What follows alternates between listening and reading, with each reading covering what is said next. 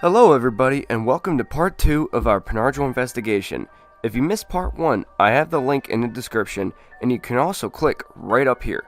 You will get a better idea into why we are investigating here in part 1, so I highly suggest you to watch it before continuing part 2. But in this one, Sarah, Jake, Sarah's sensitive friend Corey, her boyfriend Josh, and myself all go to Fairview Cemetery, which is the resting place of an actress from the 60s, Jane Mansfield, the mother of Mariska Hargitay from Law & Order. So be sure to drop a like on the video and please don't forget to subscribe.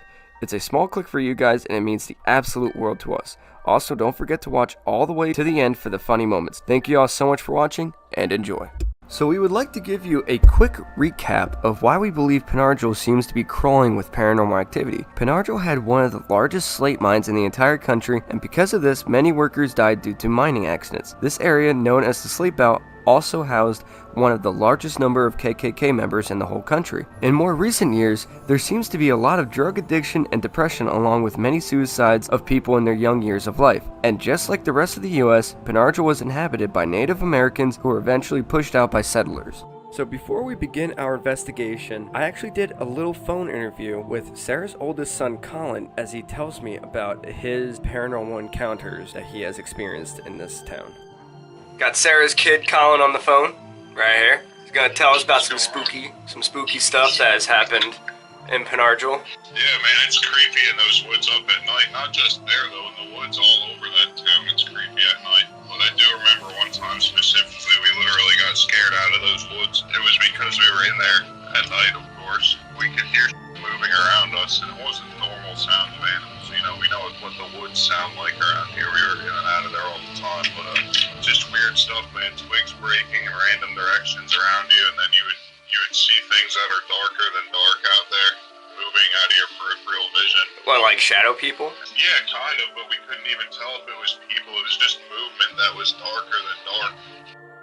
It's a shame that the train station isn't there anymore either, because that was really weird.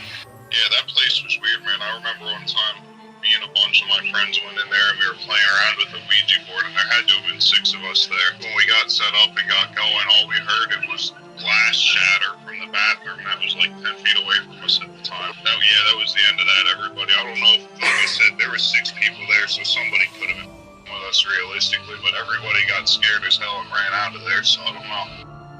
I feel like we had some kind of poltergeist-like ghost in our old house, because we would hear, when I was in the shower, I would hear sounds of the dogs messing around, or I was on the opposite side of the house, I'd hear our dogs wrestling and fighting around, so I'd yell at them and go in there, and they're both dead asleep. Like, I would hear Amanda calling my name when I was in the shower on the other side of the house, to the point where I would get up and go over there because she wouldn't answer me, so I'd go over there like, what do you need? She wasn't calling my name.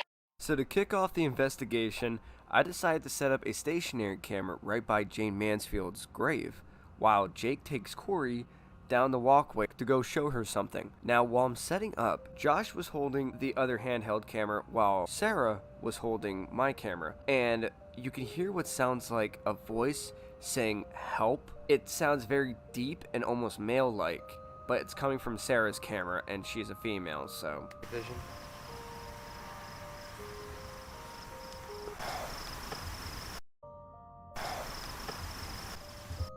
So at this point, we are all at the bottom side of the cemetery, kind of like hugging the trees, because everybody just had such a weird feeling of these trees down at the bottom of the cemetery. And Sarah heard what sounds like leaves crackling or something right in the woods. No, we'll just stop. We'll stop right here, actually. Yeah. Yeah, Flor's only 19%. Okay. Okay. Oh! I swear I just heard some crackling. If there's something here with us, can you move these rods fast? Move them erratically? Move them around? Swing them? Oh! Oh, jeez. Oh! Look at that. Look. Y'all see my hands are not moving, right? Mm-hmm. So coming up, you could see the rod actually like almost jump in Sarah's hand, or it looks like someone grabbed the tip of it and just shook it up and down.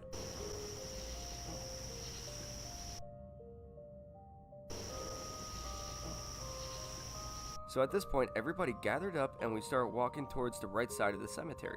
As we were walking, Sarah heard a weird noise come from the woods. Oh!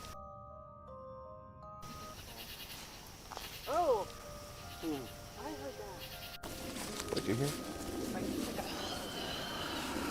Like a big heavy breath.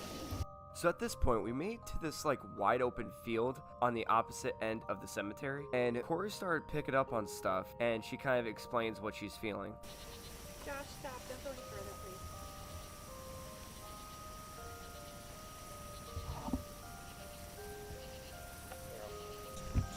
Like if I had to draw a picture of how it's like how I'm like feeling in this in my head, it's just like it's like Yeah. that's what I'm feeling. I'm like, oh my god, like just stop, just Yeah. chill the f- out, like There's a stop lot for a going. second. Like chaos. Yeah, major chaos, and I'm like, I can't make heads and tails of what's going on. I can't hear exactly what is being said. Yeah.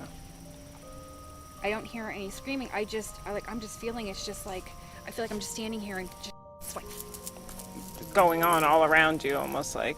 yes.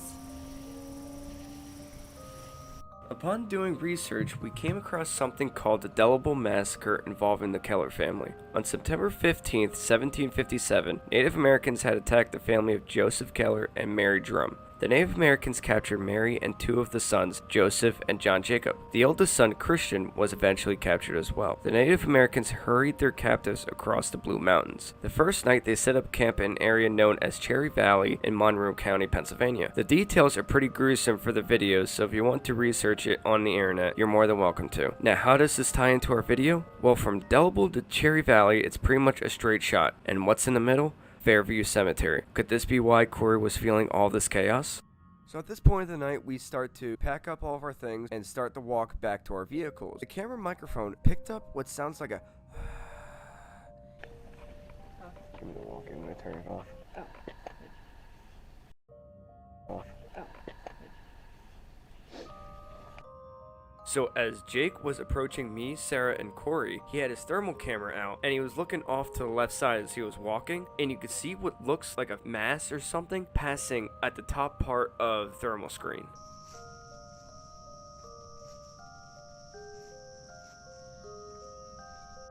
So the rest of the night was pretty quiet. So Sarah and myself decided to go back to Jane Mansfield's grave a week later for a legit investigation of her resting place. We decided to do a little something new. Sarah would have headphones on while the spirit box was playing through them. I would then sit away from her and ask questions as Sarah would yell out whatever she hears through the spirit box. But before we would begin that, Sarah decided to whip out the dowsing rods. So this dowsing rod here that's pointing straight at the graves, can you move it if someone's here with us? Can you move the rod?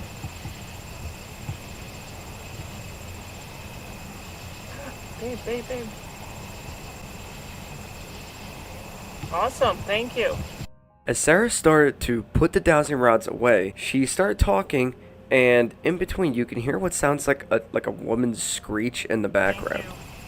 I got a couple solid pushes, but it Wasn't many.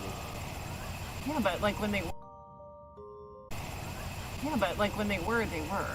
So like, what does that mean? So up until this point, we really didn't get anything, but as soon as I say, Jane, come talk to us, Sarah says the word hi.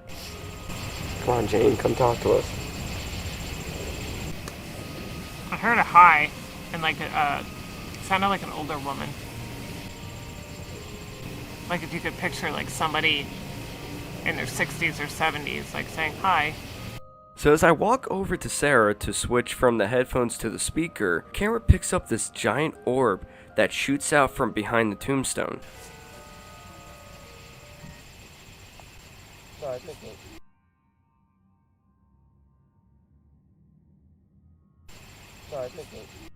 Now this whole time, Sarah's kid Nate has been all the way in the car for a while, and he decided to get out, walk around a little bit, and he decided to film Sarah and myself as we do a spirit box session. So in the past, me and Sarah have actually visited Jane Mansfield's grave, and people have brought like coins and they put them on top of her tombstone, which me and Sarah have done previously. Now Sarah asked a question if they recognized us from the last time we were there, and the spirit box says, yeah, I do. Do you remember us from other times that we came here and brought coins?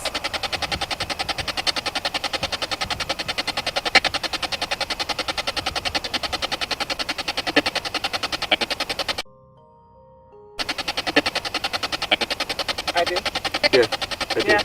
Yeah. So at this point of the night, we got what we wanted, so we decided to start packing everything up and head toward our vehicle. Now, as I'm packing everything up and putting everything in the trunk, you can hear what sounds like a deep chant, or if you ever played the game Skyrim, it sounds like the thing they call Dragon Shout, which I'll probably play a clip of it right here. Real quick.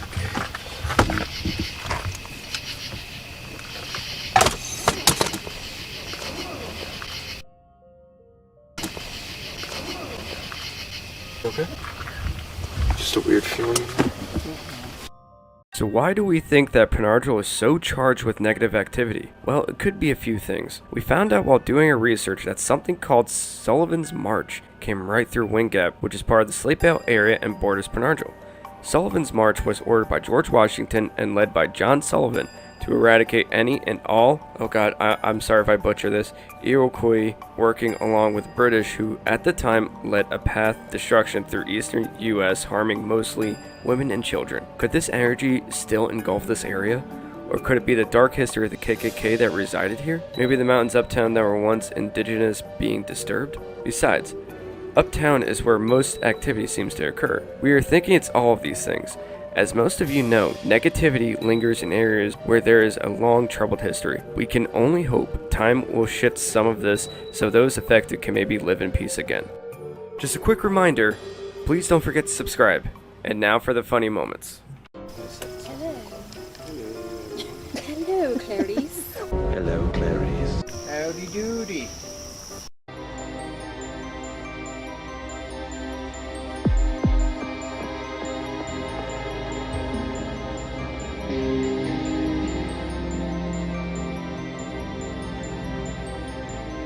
Mm.